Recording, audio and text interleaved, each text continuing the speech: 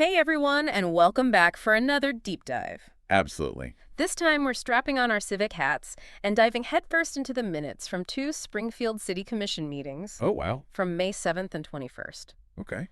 I'm joined, as always, by our resident expert in all things local government. You ready to uncover what really went down in those meetings? Absolutely. City commission meetings might not sound like the most thrilling thing, Yeah. but they're actually where the rubber meets the road when it comes to decisions that directly impact your daily life.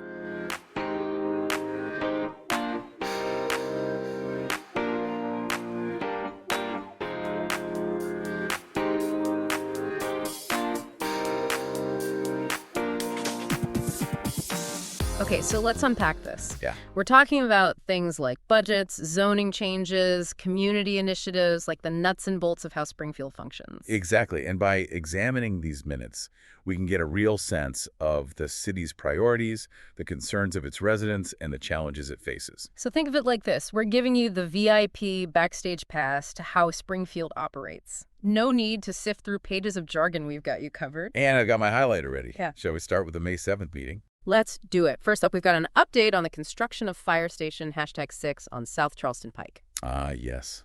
A crucial piece of infrastructure for public safety. It looks like the commission approved what's called a change order for the project. Now, for those of us who aren't construction gurus, what does that actually mean? Basically, a change order is a modification to the original construction contract. It could be anything from an adjustment to the timeline to an alteration in the design plans, often due to unforeseen circumstances or necessary adjustments discovered during the building process. So it doesn't necessarily mean anything's gone wrong, just that things need to be tweaked as the project progresses. Precisely. It's quite common with large-scale projects like this. Makes sense.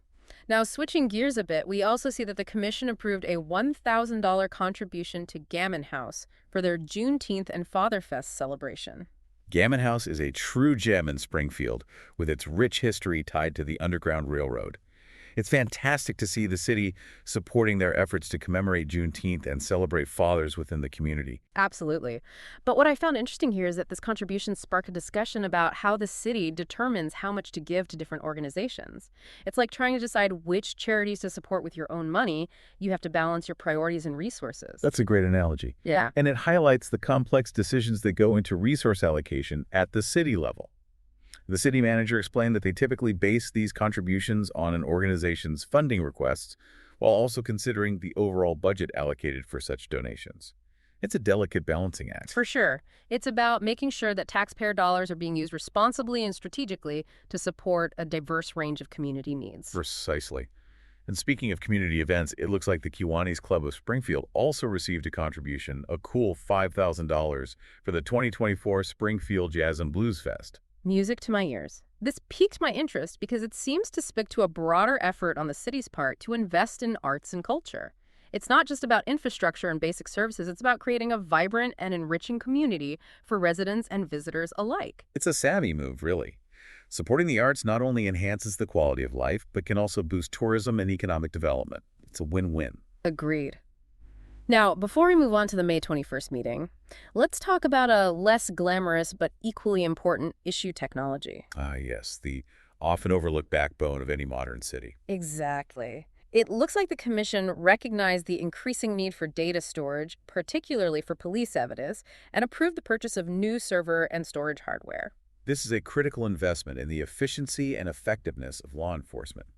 As you can imagine, digital evidence, body camera footage, photos, interrogation recordings is central to many investigations, and it requires a massive amount of secure storage space. That makes sense. It's not just about having the technology to collect the data, but also the capacity to store it securely and access it when needed. Right. And it's not just about today's data. They need to think long-term. Data storage needs are only going to grow more complex as technology advances. And it's not just about today's data. They need to think long-term data storage needs are only going to grow more complex as technology advances. Absolutely. It's a smart move to stay ahead of the curve on this. All right, so let's move on to the May 21st meeting, where things get a little more, shall we say, lively. Lively is one way to put it. It seems the public comment portion of this meeting was particularly noteworthy. Indeed. But before we dive into the public's concerns, let's touch on a couple of other key items from the agenda. First up, we've got zoning changes, paving the way for a new assisted living facility on North Belmont Avenue and East Home Road. This sparked a really interesting discussion about the growing need for senior housing options in Springfield. It's a trend we're seeing across the country as the baby boomer generation ages. Right, and it's not just about assisted living facilities. It's about creating a range of options to meet the diverse needs of seniors who want to stay in their communities. Exactly. From independent living apartments to in-home care services, it's about giving seniors choices and allowing them to age gracefully in place. Well said. Now let's talk about something that affects everyone, employee benefits. There was both good news and bad news on that front. The good news is that dental insurance was renewed with no premium increase. Yeah. Always a win for employees. Especially in this day and age, right? Anytime we can dodge a rate hike, it feels like a victory. Absolutely. However, the bad news is that medical insurance saw a significant jump, a whopping 16% increase. Ouch. That's gotta sting. And it naturally led to a broader discussion about the rising cost of healthcare nationwide. It's a complex issue with no easy answers, unfortunately, Uh, but it's something that city governments have to grapple with when budgeting for employee benefits. for sure. It's all connected, isn't it? National trends playing out in our own backyard. Speaking of connections, the Commission also approved agreements for school resource officers, SROs, in both city schools and Clark State College, which brings up another multifaceted issue. Yeah, the role of SROs in schools is a topic that often sparks debate. Some see it as a necessary measure to ensure safety and security, while others worry about the potential for over-policing and the impact on school climate. It's about finding that delicate balance, as with so many things.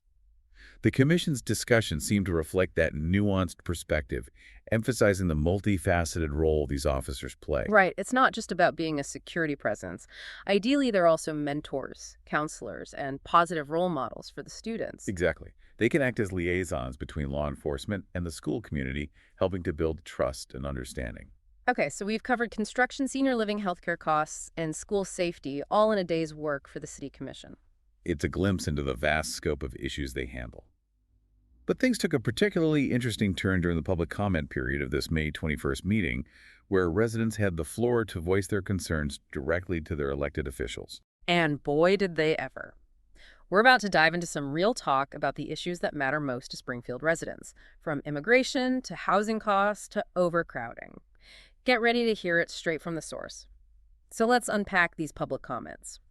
One resident expressed concern about the city's ability to provide adequate services, given the influx of immigrants to Springfield. This is a concern we often see in communities experiencing demographic shifts. It speaks to a very real fear that resources might be stretched too thin. Right, and this resident specifically suggested that immigrants were receiving more benefits than longtime residents. How common is that perception, and what's the reality of the situation? It's important to approach this with nuance. Access to social services is determined by a complex web of federal, state, and local regulations, not just city-level decisions. While perceptions of inequity can arise, it's crucial to separate those perceptions from the legal framework governing these programs. That's a really important point. It's easy to jump to conclusions, but the reality is often far more complex. Now, another resident raised the issue of rising rental costs, connecting it directly to the influx of immigrants. They seem to be saying that landlords are increasing rents because they know immigrants will pay them, leaving longtime residents struggling to stay in their homes. This touches on the incredibly complex issue of housing affordability, which many cities are grappling with.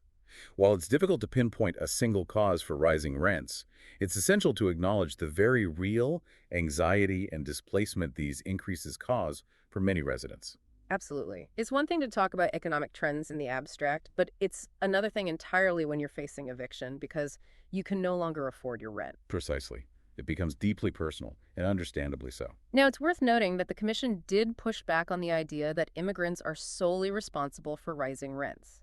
Commissioner Brown reminded everyone that the United States was founded by immigrants, emphasizing the need for a more inclusive perspective. It was a powerful reminder of the historical and social context surrounding immigration debates. And Commissioner Houston added that the challenges Springfield faces, like the police staffing shortage mentioned earlier, are not unique. Cities across the country are competing for qualified applicants, so it's not just about local factors at play. It's about connecting the dots, right? Recognizing those larger trends and how they influence local dynamics. Exactly. And speaking of connecting the dots, let's touch on one last public comment that caught my attention. A resident raised concerns about overcrowding in certain residences, even providing specific addresses for the Commission to investigate. This highlights a crucial aspect of local government, its role in code enforcement and public safety. Absolutely. Overcrowding can pose serious risks, from fire hazards to sanitation issues. It's encouraging to see residents taking an active role in reporting these concerns. Right, and it reinforces the idea that civic engagement is a two-way street. It's not just about residents showing up to meetings, it's about the commission being responsive to those concerns and taking action. Well said. This deep dive into Springfield City Commission meetings has revealed not only the decisions being made, but also the diverse voices shaping the city's future. We've heard from city officials, but we've also heard directly from the residents most impacted by those decisions. It's a powerful reminder that local government is not some abstract entity. It's a reflection of the community it serves. And ultimately, it's up to all of us, residents and officials alike, to shape the future of Springfield. What happens next is in our hands. So as you go about your week, think about what resonated with you from these meetings. What sparked your curiosity? What concerns do you share? Because the minutes are just the starting point. What actions will you take to make your voice heard and contribute to the community you want to see? That's the real question, isn't it? Until next time, keep asking those questions and keep diving deeper into the issues that matter most to you.